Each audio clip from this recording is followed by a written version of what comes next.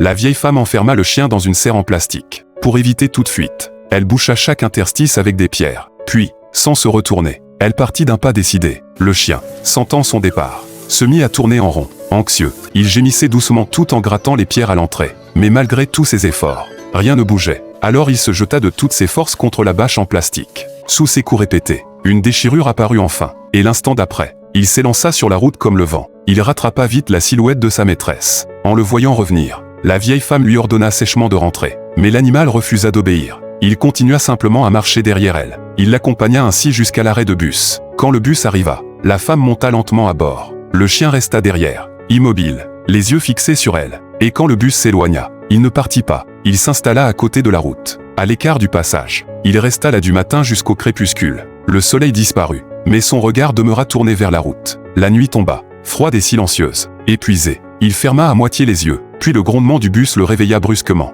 Même dans l'obscurité, il reconnut aussitôt celle qui l'attendait. Il bondit de joie, tournant autour de ses jambes, comme s'il voulait lui dire combien elle lui avait manqué. La vieille femme ne se souvenait même plus depuis combien d'années il vivait auprès d'elle. Autrefois, ce chien n'était qu'un vagabond blessé par une voiture. Son crâne était fracturé, son souffle à peine perceptible.